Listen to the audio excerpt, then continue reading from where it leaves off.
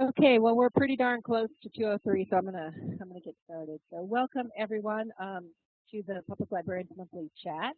My name is Julie Niederhauser, and I'm the Public Library Coordinator for the Alaska State Library. Today, we're going to have a discussion on collection development, readers advisory, and novelists.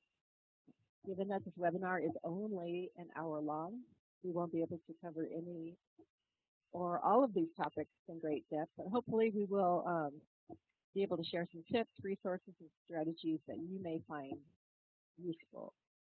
So I know it's a challenge to create a library collection that continually excites, surprises, and delights your readers, but it's probably never been more important to do so. There's this wonderful quote in the Reader's Advisory Handbook. The quote goes, "This ain't your grandma's library anymore." And the authors really have a point because in their introduction, they make the case that libraries have really evolved from the quaint and quiet libraries that our grandparents may have frequented. And our libraries are becoming busier and noisier, and we have a lot more competition um, from other organizations, other activities um, for our patrons' time and attention. So we really need to make sure that our library collections are vibrant and useful.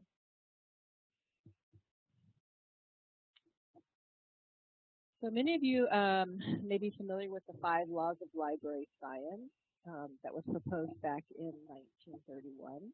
And these 5 laws have served as basically the foundation for library services for the past decade, or past several decades. Um, so looking at them, let me know if you feel that these 5 laws are still apply. You can go ahead and type in the chat if you want, or if you want to just share your thoughts with me, that'd be fantastic.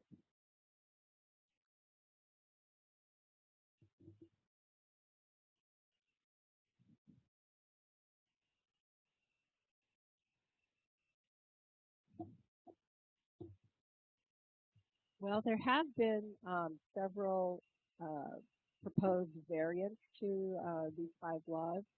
One of them was in 2008. Librarian Carol Simpson proposed the following. So for number 1, she changed it from books are for use to media are for use. And for every reader his book, she changed it to every patron his information. And instead of every book its reader, she proposed every medium its user. Number 4 was pretty much the same, was save the time of the patron. And number 5, the library is a growing organism. So basically, she just recognized that what the types of materials that we are providing to our patrons have changed.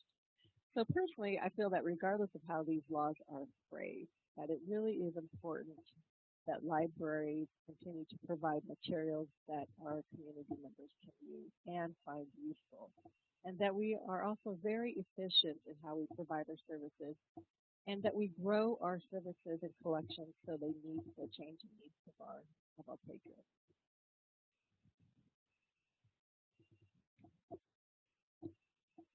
I'm not sure if you're familiar with the book that Jean Perlmutter and Paul Nelson wrote. They're the authors of the Small Public Library Management um, handbook. It's a wonderful handbook, and I really recommend it. It's at the very end of this presentation is a series of slides. I think it's called Sources and Resources, so you can find the information about the book there. Um, but this is how they describe collection development in their book. Collection development involves identification, selection, acquisition, and evaluation of a collection of library resources, print, audio, visual, and electronic resources for a community of users. But it also includes writing collection development policies, leading the collection, dealing with challenges to materials, monitoring the condition of materials, and making decisions about preservation and conservation. So as you can see, collection development is a very involved process, and usually multiple people are involved in it. So on the slide, you see a diagram that I've adapted from the Crew manual. I'm going to include the URL into the chat box for you. If you're not familiar with the crew manual, you really should be. It's a standard in library sciences, and it really describes the collection development process, but primarily how to read the collection. But on the page 13 of the crew manual is a description of collection development process. And as you can see from the diagram, collection development is really a circular process because every process leads to the next and involves ongoing routines, procedures, and practices that continually add to, remove from, evaluate, and adjust the collection to fit the current and future needs of library users and future users. And today we're going to briefly touch on 3 areas of collection development. You can see I highlighted them: selection, circulation, and evaluation.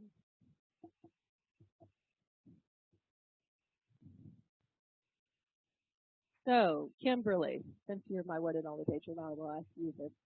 Who decides what new materials are added to your collection? You can respond using a microphone or in chat if you'd like. Well, we have a group, our library board and me go through like book lists and stuff and select them as a group. I think that's really a great idea.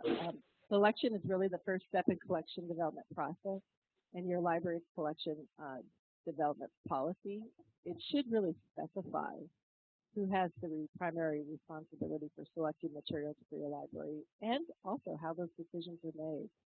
So this is a screenshot from the Juneau Public Library collection development policy, which is available online. And it identifies the library director as the person with the final responsibility for developing and maintaining the library collection for all 3 of their branch libraries. But the library director isn't the only person who gets to decide what items are selected. JPL's collection development policy also identifies the collection development librarian and 2 staff committees, which sounds similar to what you're doing at Grade. So there's an adult selection committee and a juvenile selection committee who are also involved in the process. So I'm going to ask you again, Kimberly, since you're my one and only patron, what are some of the benefits of spreading the selection duties and responsibilities to several staff members? I think we'll get a more rounded collection that will appeal to more people, so biases will be lessened on the selection committee part. You're absolutely correct. That's really one of the benefits. And also, people may have areas of expertise, so they may be much more informed of what's happening in a particular subject area, so they can make recommendations on what to add based on that knowledge. So every library should really be striving to build a vibrant library collection which meets the needs, wants, and desires of their community. And the bottom line is your library collection exists for the community's use, so why not give them what they want and when they want it and in the format they want it in. So if possible, consider purchasing multiple copies of bestsellers, and in some libraries your budget simply won't allow that to happen. But if that's the case, you might want to consider leasing those through McNaughton. It may be a more inexpensive way to provide access to multiple copies that way. Remember that law about saving your patrons time. So if you can purchase multiple copies of the hottest bestsellers, your patrons don't have to wait an inordinate amount of time for the bestseller they place a hold on to become available. Also consider purchasing materials in multiple formats, and I know several libraries in Alaska really take advantage of the Listen Alaska opportunity through the Alaska Library Network. And if you have questions about Listen Alaska, I'll be happy to share information with you about that after the seminar. But that's a wonderful way to expand your library collection. And when you do place an order, try to catalog those, download those records for those items, even though they're not in your library yet. but at least make it possible for someone to put a hold on an item that's currently on order so that as soon as it comes in, they can get the book and they don't have to constantly be checking your library catalog to see if it's available. So those are 3 ways that you can things that you can do to help make your patrons get the materials that they want in a more time efficient manner. So how do you determine what your patrons want? It's certainly important to make it easy for them to make suggestions. And I'm going to provide a link to this library in Utah that just does a terrific job. So it's the Murphy Library in Utah, and they allow patrons to request up to 20 items per year, and they make it very easy for them to do so. They have an online form. They use the same online form for patrons' requests for materials as they do for interlibrary loans. So what they do basically is if a patron makes a recommendation for an item, and it's been published within the last 3 years, and it meets their collection development policy guidelines, then they purchase it. Otherwise, they will simply do an interlibrary loan. And since patrons have to provide their barcode, their name and their barcode number, their library number, when they make a suggestion, they're notified either way. They're either going to get an interlibrary loan, or they're going to get the book is going to be added to a library collection, and they'll have to be notified when it becomes available.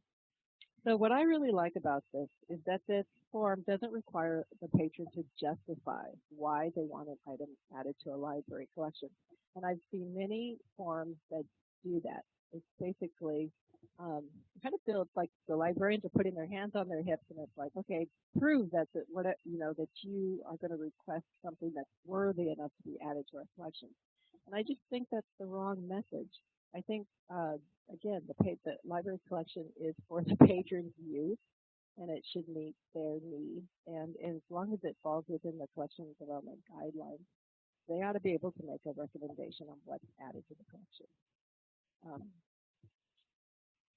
So anyway, the Murray Library in Utah has a very simple, elegant, and inclusive way of including patrons in the selection decision. Again, you want to review your circulation statistics as this information will tell you what your patrons are currently reading. Review old item hold lists. Are you purchasing enough copies for those bestsellers? Are people having to wait a really, really long time to get them? Review your interlibrary loan request. In fact, treat those interlibrary loans as in the same way as you would a patron request, because these are the requests that are informing you that what you have in your collection isn't meeting your patron's needs, and that they are looking for additional things. And be sure and review if your interlibrary loan requests are for the same titles over and over again, you certainly want to add those items to your collection. And pull out an old order sheet and review the circulation stats. So how many of those books that you ordered actually circulated? And you probably want to refer to the Crew Manual's criteria for weeding and getting rid of materials that are not circulating. So on page 78 of the Crew Manual, it talks about when we should read fiction. And here's what the standards are. So for most public libraries, circulation is the primary factor for weeding fiction. Discard works no longer in demand, especially second and third copies of past bestsellers. And keep those books that are in demand or of high literary merit, but replace worn copies with new editions. Discard lesser works by classic authors if they're not circulating. Consider discarding all titles in a series if you are not able or willing to replace missing titles, especially if the books do not stand alone. So if you are unsure of whether or not you should read a title from your library collection, you may want to refer to the fiction catalog published by H.W. Wilson. The fiction catalog is a standard RA resource that can be used as a selection, reading, and suggestion guide. And titles included in each edition of the fiction catalog are determined by a panel of public librarians, and they actually seek input and consent from staff in their library systems, and they vote on which items should be included. So when you're reading fiction, you really do want to go back and compare what you're getting rid of to what's in the fiction catalog, if you have any questions about it. And I have a link to a sample sheet, so if you're not sure, if you're not familiar with it, you might want to take a look at that. Okay. And so again, I want to go back to the Juneau Public Library collection development policy because it specifically mentions 3 ways that they solicit input from their patrons. They have purchase suggestion forms, they use their interlibrary loan request, and they also check the item hold. So, after this webinar, you may want to review your own library collection development policy and see if it includes language on how your patrons may contribute suggestions on what items are added to your library collection. And really, I would strongly encourage you to make your collection development policy as inclusive as possible. So we've been talking a lot about selecting materials and building the library collection. And before we go on to Reader's Advisory, I just want to see if you have any questions, Kim, about what we talked about, or if you want to share any thoughts. No, I don't have any questions right now. Thank you. Okay. So Reader's Advisory is really a service where library staff suggest fiction and nonfiction titles to readers through direct or indirect means. And it really begins with trust, because your library patrons trust that you are a knowledgeable and all-knowing librarian, and you'll be able to direct them to the book that will appeal to them. So in 2011, Stephanie Chase is a librarian from Multnomah Public Library, and she wrote a library journal guest post titled "Give Them What They Want, and Then Give Them the Good Stuff." And basically, she was arguing for the importance of providing patrons with access to popular fiction and bestsellers, because really these are the types of types of books that patrons are interested in reading, and it brings them into our library. And in her post, she states, "We strive to provide what people come in looking for, but also what they never even knew they wanted, and what they will be willing to try because it is free, or displayed well, or recommended by a librarian or by someone local. These patron desires serve as our Reader's Advisory gateway. They are the easy sell that opens them up to the public librarian's knowledge of what else is being published and those known or unusual titles in our collection." And so basically she's saying, that's why you often find the bestsellers at the front of the library when people first walk in, because really it's kind of like in some ways like the bookstore model. The new books are out front, and then once you get into the door, you start browsing, and you kind of go further and further back to the bookstore. And so we do that with our patrons as well. We hook them with the new books, and then once we get them in the library, we can begin a conversation with them and find out what are the other types of books that they enjoy reading, have them describe why these books appeal to them. And then we suggest, as opposed to what the little cartoon says, we really shouldn't be making recommendations. So we should suggest a range of books that they may find interesting. And then if they check out one of our suggestions, we should follow up and see if they enjoyed it or not. So Joyce Derricks is like the Reader's Advisory guru, right? And she's the author of Reader's Advisory Service in the Public Library. This book is available from the State Library, so if you want to check out any of these Reader's Advisory books that I've been mentioning, you can always place a hold on them, and we'll, or do an interlibrary loan, and we'll send them to your library. And so she describes a successful Reader's Advisory Service as one in which the knowledgeable, non-judgmental staff help fiction and nonfiction readers with their leisure reading needs. And she has identified 4 commonly asked questions from patrons that really prompt Reader's Advisory conversation. So it's when the patron's at the desk and they're asking for factual information about an author or titles, kind of like a reference request. It's when they're looking for suggestions for titles and authors within a specific genre. So maybe it's the reader who comes in every week for Westerns, and they've read all of the Westerns that you may have, and they're looking for more Westerns, right? people who like read alike. So maybe they just got done reading a particular book, and now they're looking for something similar. Not a book by the same author, but something very similar to what the book that they just got done reading. And also the patron who just says, they're leaning on the piano. It's like, can you can you give me a recommendation for a good book or a suggestion for a good book? So, have you had any of these things happen to you, Kimberly? Have you had any of those opportunities happen in your library? Yes, and that's why this interested me. I tend to do better with the junior books. Well, obviously things that are of an interest to you, but I had someone ask me yesterday for books similar to Lynn Schooler, I think his name is, an author who wrote some Alaska books, and I was having trouble coming up with stuff. Terrific. That's exactly the kind of things that happens. And oftentimes, what we often do or fall back on is we will share information about a book that we found useful. Like, oh, I just read this terrific book, and you might find it interesting too. But that's really not what the reader wants. They really aren't interested in what you found interesting. They're really looking for their own book. And I am guilty of telling people about, they come up asking for a good book, and instead of asking them questions about what appeals to them, I just immediately go into my own book preferences. And I really have to say, I probably failed people many times that way. So we're going to go a little bit later in this webinar. I'm going to show you this wonderful self-evaluative genre study that you can do to find out where your own gaps exist. But there are lots of genres, and hopefully you're familiar with some of the different genres.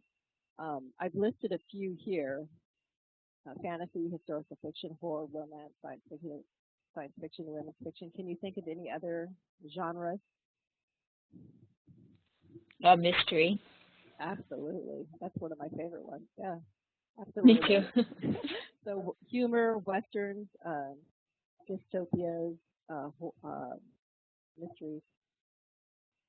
So the ones that I've listed here are from the collection development and evaluation section of ALA's Reference and User Services Association.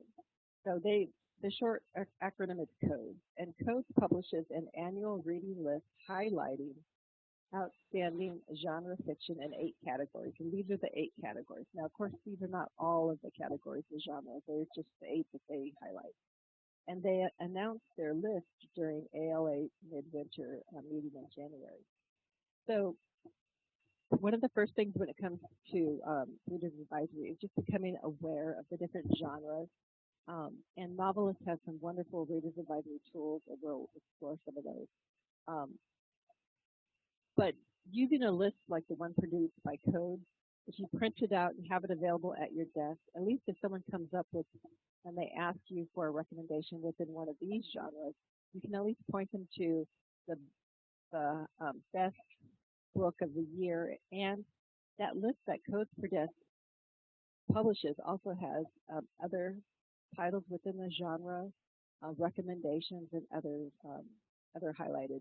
So it's not just like one book per genre, but there's several titles for each of these genres that you can direct a reader to, and just having that list on hand would be very useful. So let's see if I can, and I'm going to go ahead and quickly type that into this box. I thought I had it available, but let me see, maybe I do. Oh, there it is. Okay.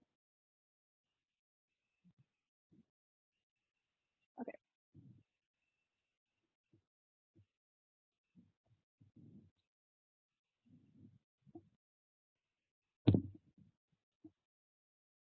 Now we're going to go to it. So appeal, we talked about appeal. We are trying to help a patron find a book that appeals to them, or suggest several titles that will appeal to them. And appeal really is the foundation on which Reader's Advisory is built. It's the way to capture the essential essence of a book that a reader has enjoyed, and Appeal focuses on the reader experience and the feeling the book invokes. So there's several different elements of Appeal: storyline, pace, tone, writing style, um, even illustration can make up elements of the book's appeal. And it really is key to understanding why a reader will enjoy one book and not another.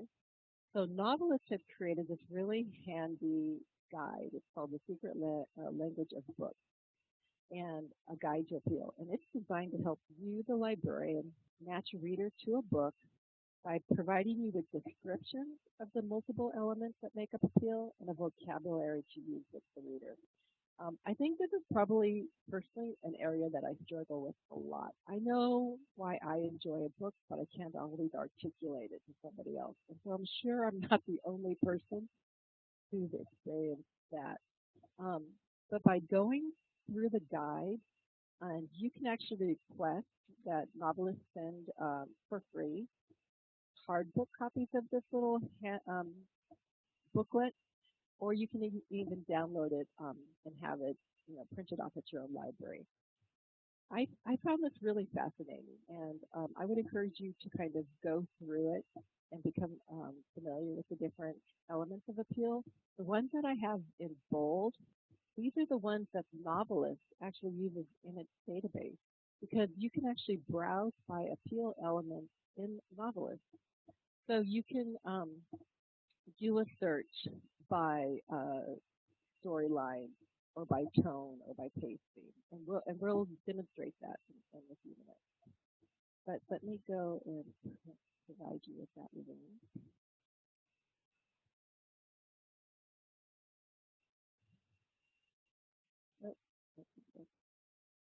Oh, it did work. It's just let me try it again. Really long link. Okay.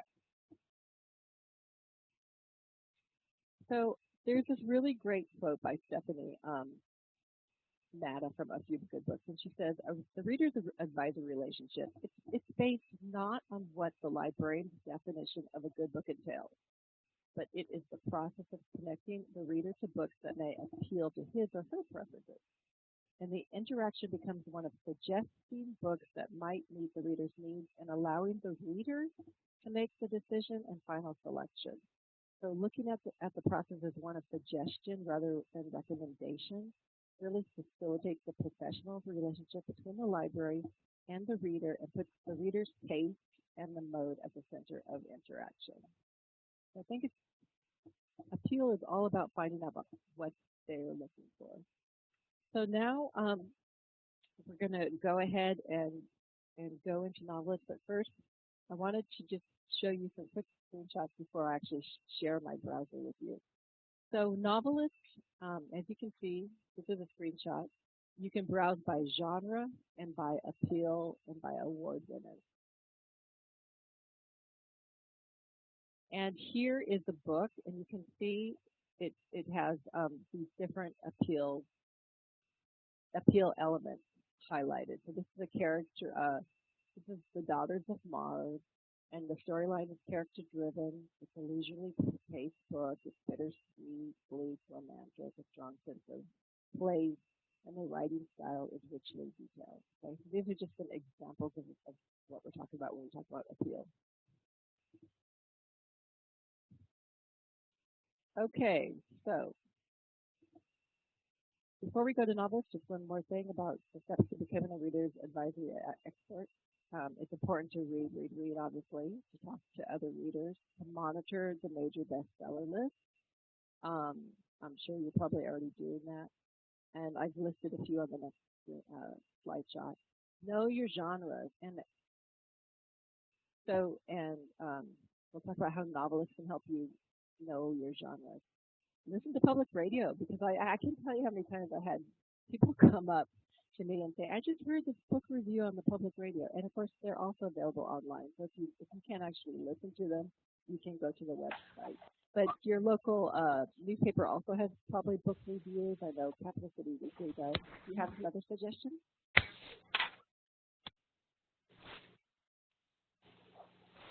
Kimberly? Nope. Okay. All right. So here are some resources to help you stay current. I hope that you're familiar with Booklist, Los Angeles Times, the New York Times bestsellers, New York Times Sunday Book Review. This is a fabulous resource. It's something that usually it takes a whole week. I'm sorry, you're breaking up. Oh, I'm sorry. My mic is moving around. Okay, so here are some resources to help you stay current. We have Booklist, Los Angeles Times, very similar to the New York Times Sunday Book Review, Publishers Weekly, and we talked about the National Public Radio. These are just a few of the resources that keep you current. Okay, this is where I'm going to share my web browser.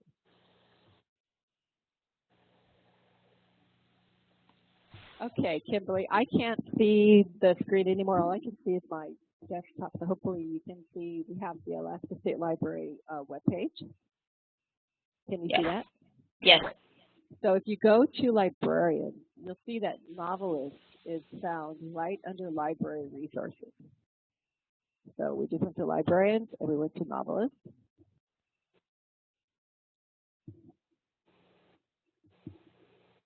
Okay. This is so much easier. You don't have to go to Sled or anything like that. You can go straight to our webpage. So here we are talking about genre. You can browse by genre and also by appeal. So you can actually do a kind of a mix and match. So for storyline, say we want a character-driven storyline. And we want a storyline that is, say, action-packed. And we want, I don't know, I'm going to just do pace. That. I'm thinking of my husband right here. So we got a bookkeeper probably like, and let's see what we get here. Okay, 35 different recommendations. And so you can just mix and match these different appeal things. So somebody can come up to you and say, character, you know, I like those flawed mysteries, right? With the character, you know, working through some issues. Okay, well, here we go. You might like these particular ones. Let's pick evil here. Okay, and here we go. It's a suspense story. Character's flawed. It's action packed. So you can see how easy it is.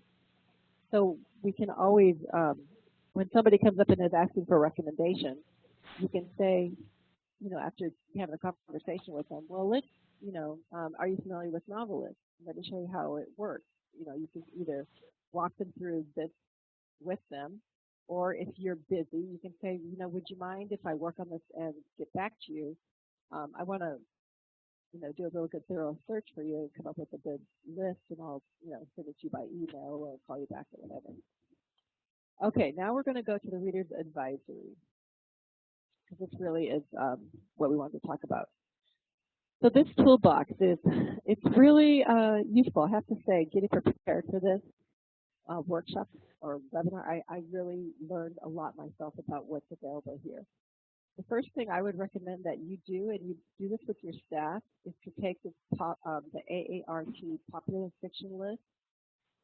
And I'm going to go ahead. I think I already have it opened up here. So I downloaded it, and here it is. Can you see it? Yes. Okay, so what it is you have your staff and yourself sit down, and you go through each of these genres. And it's asking you to just look at these are the authors, and these authors are still writing, they're still alive, they represent the best of the genre, and it's asking you, okay, how many of these have you read? If you've read them, you put an R. If you haven't read them, but you've maybe read an article about them, or then you put an RA. Maybe you haven't read them or read an article about them, but you've heard about them. Then you put an H. And if you've never heard about them, you do an NH. So what I did last night was I went through this, and I I did all of the ones I'd read first. I went through every genre. And then after that, I went back and then I filled in the other ones. And I found out I have huge gaps in my own reading. There's all kinds of genres that I've never read a single author in. So you can use this as then as a foundation for your personal study. Okay, so then you say, okay, I'm going to read out of one of these genres I've never read before. I'm going to pick an author, and once a month I'll explore a new genre. So let's say, and I can tell you, I haven't read a romance in 30 years. I didn't know any romance authors. So then, then you could go to Novelist, and you could go back to Reader's Advisory, and you could do some genre overviews. Okay, so we're going to learn about adult genres, and they have all the different ones. So here's one, adventure fiction. That's actually another area that I had huge gaps in. And so this is basically, what is adventure fiction? Why do people like it? What are some key titles and some key authors? And then just this. So once you know what your gap is, it makes it much easier for you to fill it in, narrow the gap over time. And this would be a great staff development activity. And you can once a month as a staff have everybody talk about, okay, what genre did they study in, who did they read, what did they think about it, and have staff actual practice talking to each other about books, about using those appeal elements, having them use those elements when they describe books so that they become more familiar with the process. And it's a safe way to practice it before they actually do it with the patrons. So go back. So Reader's Advisory, I would start really with that popular fiction list. And then all of the other things are really helpful as well. Training your staff and yourself. There's, I think it's down at the bottom, Introduction to RA. This is all about appeal. She talks about those different appeal factors, and she describes them in depth.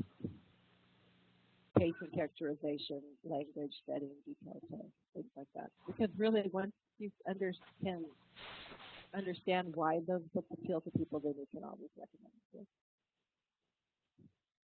So those are the things that I really wanted to share about the RA. I mean, there's a lot of great information about developing book displays, how to use social media, and also how to use the various lists in Novelist. So let's do a browse by genre. And we'll just say, okay, let's talk about mysteries since we both like mysteries. So they have these different lists here, like police procedurals. And then here's all these others. See over here on the right-hand side, these are all different lists. So if you wanted to, how would you use these lists in your library? Well, you could use them to create a display, right? You could find which of these titles you have, and you have an instant display.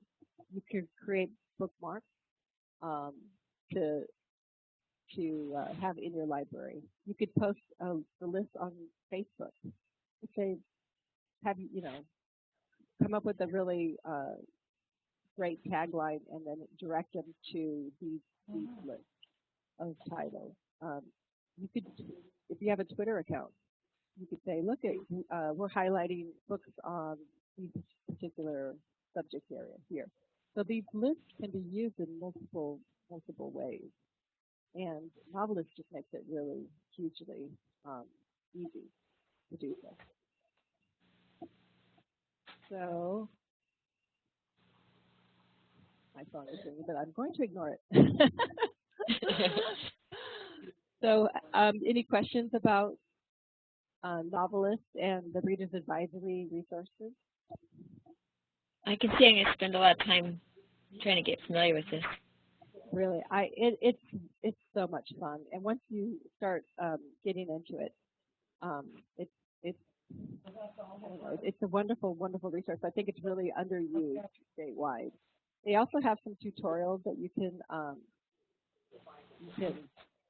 use with your staff. They have PowerPoint presentations that you can download and walk your staff through. I think they even have some archived webinars that you can watch yourself. The RA newsletter is pretty interesting, um, but I really did find the articles um, helpful. The one about the book displays I thought was really, really useful. In fact, I'm going to use it in a different event. So, is there any more questions about it before we go?